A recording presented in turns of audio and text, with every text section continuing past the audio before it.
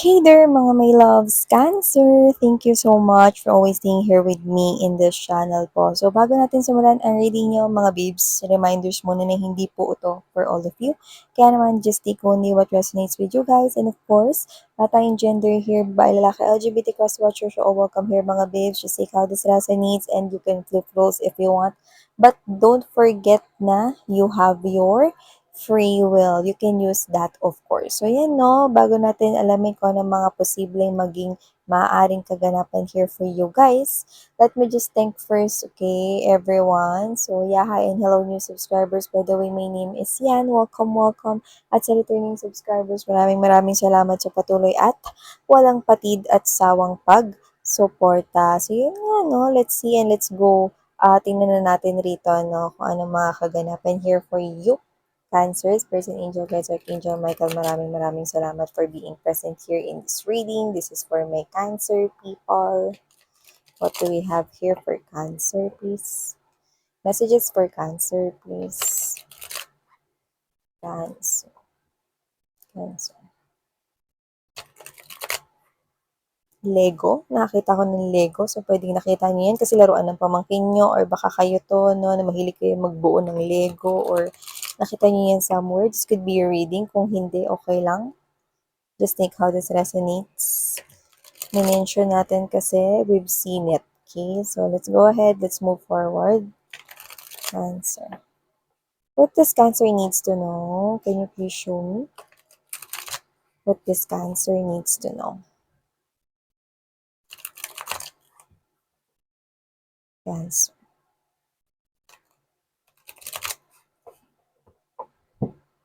Okay, so let's go ahead and check this out for you. Cancer. First energy we've got here for you guys is this Queen of Fire. I'm seeing a lot of confidence. I'm seeing na kayo ito no, na parang bumabalik na kayo sa dati niyong self, sumisigla, sumasaya, tumatawa na ulit, no? Nabubuo na yung confidence ninyo at hindi ko alam kung bakit parang nag-lie-low yung energy ninyo before. So baka previous months yan or this previous year. Okay, nakikita ko rito na mas magiging iba ang energy mo, no? At tumatapa ka na doon, whether you knew it or not, Cancer. I'm seeing you glowing. Wala tayong gender dito, pero nakikita ko na mas aalagaan mo pa yung sarili mo at mas mamahalin mo yung sarili mo this 2024. I'm seeing you also na magta-try ka rito ng mga makabago, like pwedeng skincare routine, baka mag-try ka ng aesthetics, yung mga ganyan, or baka magpa-facial ka, mga laser, whatever, or magpunta ka sa salon, magpabago ng hairstyle, pakulay ng buhok, bala kayo. Pero nakikita ko may gagawin kayo dito para mas lalo pa ritong ma-enhance ang inyong, excuse me, kagandahan, dumighay lang, no? So, yun nga na pwede iba mag-gym, iba magda-diet. Yung iba naman baka i-change nyo ang inyong forma or pananamit. Yun ang nakikita ko rito. Pero mas lalo kayo ritong aangat this 2024 at magiging kapansin-pansin kayo with the Queen of Fire energy. Pagdating naman sa larangan ng trabaho, no, nakikita ko na mas magiging busy kayo. Trabaho or business, nakikita ko na magiging busy kayo, no? Pero at the same time, maganda naman yung energy ng money na nakikita ko from here. Kasi I'm seeing you right here that money is coming your way. So, kung ano man yung pinagkakabisihan mo, worth it mo yan na paglaanan ng panahon, time, and effort kasi pera is coming. Yan, no? So, nakikita ko na paakyat yung pera na yan, no? At hindi yan yung maintain lang, kundi yung graph ay pataas. Wow! Tinan pa natin. We also have here the 7 of air energy, 4 of fire. Yan, yung iba sa inyo, meron dito nakakita ng potential Cancer, no, na pang future spouse kayo, pang lifetime partner ang tingin niya sa inyo, no? Pero hindi pa siya ready na sabihin yan sa inyo, pero marriage na ang nakikita niya. See, we have here the moon. Ang laki ng moon. Ayun, no? So, ibig sabihin you do not know about this or unaware ka. This is a person here na I think with high honor or meron siyang authority or may say siya. Kumbaga yung sasabihin niya ay may say. Kunwari, hindi mapoproceed yung project na yan kung hindi siya magsasabi ng go. So, pwedeng CEO siya, mataas yung posisyon niya, or baka siya ay business owner, mga ganon. whatever the case may be, I'm seeing someone here na matagal na niya na talagang gustong iparating sa'yo yung kanyang feelings at damdamin 'no. Pero yun nga 'no, parang, um, either hindi pa siya ready sabihin yan sa'yo or dahil busy siya sa work. Kasi kagaya mo, nakikita ko na parehas kayo ng binubuga ng energy ng tao na 'to 'no.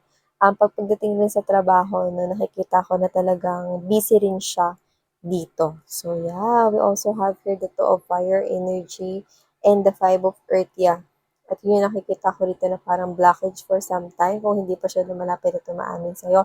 Yung iba naman, nakikita ko rito, no, na yung energy niya something to do with, um, what's this one? Parang, parang iniisip niya rin kasi, no, na parang dahil marami siyang responsibility, iniisip niya rin yung side mo, no, na baka ano ka, although hindi niya naman ipaparamdam sa'yo na parang mane-neglect ka or whatever 'no, parang iniisip niya na agad in advance yung posible mo ritong maging situation kung magiging boyfriend or girlfriend mo siya 'no, ganito siyang busy person siya. 'Yan 'no. So, hindi ko naman hinahayaan na pinapalampas niya 'to at wala siyang gagawin forever, pero pini-figure out niya kung ano yung best na maging solution rito. Kasi hindi ko naman nakikita kahit busy siya, hindi ko naman nakikita na gusto niya ritong iparamdam sa'yo na busy siya. Okey, actually nag-isip siya ng mga strategies kung papaano yung paparamdam sa'yo na busy siya pero parang palagi lang siyang nandiyan sa tabi mo. 'Yan 'no, see, Six of Fire energy. Kasi parang minsan niya lang natagpuan ang isang katulad mo kaya nakikita ko rito na talagang pagbubuhusan niya ito ng effort 'no. Kaya hindi rin siya gumagawa pa ng movement kasi parang inihahanda niya rin yung sarili niya sa pagpasok sa relasyon na ito dahil isa itong commitment at hindi lang basta connection. So with the Six of Fire energy, may nakikita akong tagumpay sa'yo rito na pero may kinakailangan ka munang malaking desisyon na isagawa at mukhang magta-travel ka rito. Pero yung pag-travel na yan na magdadala ng maraming biyaya sa buhay mo. So hindi ko alam kung yung iba hindi naman kinakailangan sa ibang bansa kayo magta-travel. Yung iba puwedeng sa ibang destinasyon or lugar dito lang din sa Pilipinas 'no, pero diyan na magsisimula na magbago yung sitwasyon rito 'no, ng kaperahan or buhay mo, okey? Kasi iba nakita ko dito parang may plano kayong pagawa diyan sa bahay niyo, baka may sira diyan na na part ng house 'no, at gusto niyo na mapaayos 'yan, nakikita ko 'yun dito 'no.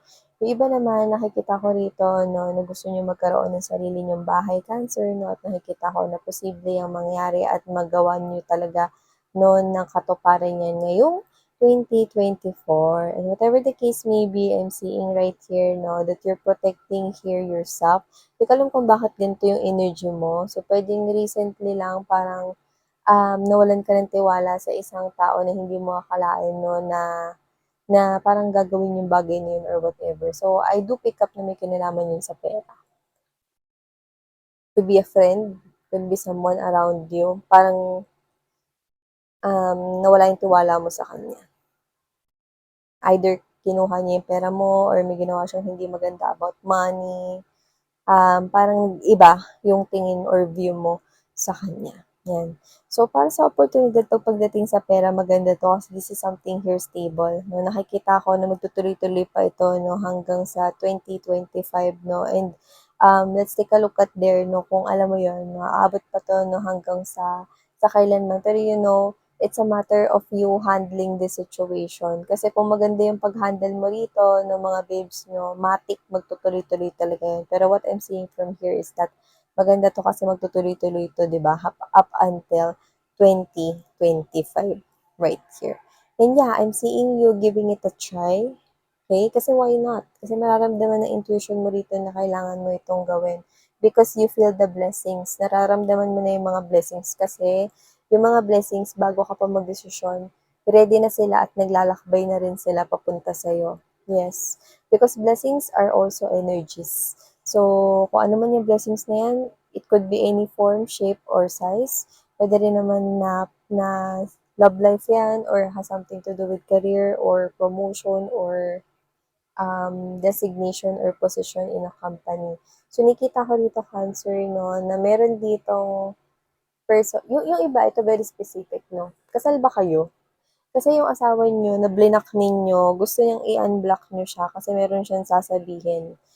Parang may kinalaman sa legal na matter. Parang old niyong asawa. Baka may nanonood rito. I-blinak mo siya pero gusto niya na i-unblock mo siya kasi may papag-usapan nga daw kayong importante about legal matters. So, yeah. Very specific yun. Pero yung iba, no, na may blinak kayo rito na dati ninyong naka-commitment, no, gusto niya rito na i-unblock niyo siya kasi may sasabihin siya. Yan. Doesn't have to be na court cases yun. Binanggit ko kasi yung court cases or legal papers or sign contracts na ganyan, no? Kasama yung inyong dating naka-in relationship, no? So, sa iba, ganun specifically. Pero most likely sa inyo, meron kayong blinak rito na tingin ko ex-lover ninyo. Gusto niyang i-unblock niyo siya kasi may sasabihin siya. So, ba't di na lang siya mag-load? Blinak niyo rin siya sa SIM card. Yan, no? Ba't di na lang siya pumunta? Yan, di ba? Ang daming ways, no? Kahit hindi pa siya sa BDO nag-open ng account. Hindi pa ako taga-BDO, hindi pa ako endorser ng BDO, pero ang daming paraan, no? Kasi gusto niya may sasabihin siya rito, no? Pero nakikita ko dito na gusto niyang i-unblock mo siya. I think social media, could be Facebook or Instagram. I'm highly picking up that, no? So, yung iba, nakikita ko naman dito, no, na mataas ang mararating mo pagdating sa posisyon, lalo na kung mapursige ka. Yung iba, baka may tina-target kayo this year na tumaas yung rank ninyo or yung posisyon niyo dyan sa kumpanya. Nakikita ko na maraming kukumpetensya sa inyo rito. Kaya naman, nakikita ko na ready naman kayo sa laban na ito kasi you have the skills already. Patunayan mo na lang siguro at nakarapat-dapat ka at yung confidence mo, syempre, itaas mo. Okay? Kasi kapag natalo ka rito ng parang nahihiya ka or natalo ka rito ng fear or takot, no, maaring, hindi ko alam na, baka kasi magkaroon ng pag-a-assign ng project if you are working in a company, no, magkaroon ng pag-a-assign ng project sa mga potential, no, na gusto rin na magkaroon ng ganong klase ng posisyon sa kumpanya na yan if you're working in a company, no, hindi lang ikaw yung mabibigyan ng oportunidad na yan. So, patunayan mo sa kanila that you've got all the tools, no, para mapatunayan na mas deserve ko sa posisyon na yan. Okay? I'm not worrying you guys, no, na parang binibigyan ko kayo dito na mag-worry kayo or what, no. Pero, nakikita ko rito na parang dikit ang laban, no. So, meron dyan kayo rito parang um, gusto rin niyang posisyon na yan, no? At nakikita ko na meron din siyang skills, no? So, parang galingan mo pa. Okay? Nakikita ko dito. Actually, parang may ano pa nga dito, pa suspense pa dito eh. Pero wag kayong masyadong mag-alala kasi may celebration ako nakikita, no? Baka ito na yung tinutukoy dito. Baka sa'yo na mapunta yan, no? Medyo may pagpaano pa kasi pag nito may nakaharang na cortina or veil, no, kung saan, no, parang magkakasubukan kayo, competitor yun or pwedeng sa business yan, no, nakikita ko rito na parang hindi pinapakita kung ano yung dulo ng laban, pero meron kasi kayong celebration dito, no, so i-claim na natin agad to, no, na maaaring ito na yun. Yan, no, tuloy-tuloy lang, no, laban, laban, laban, diba?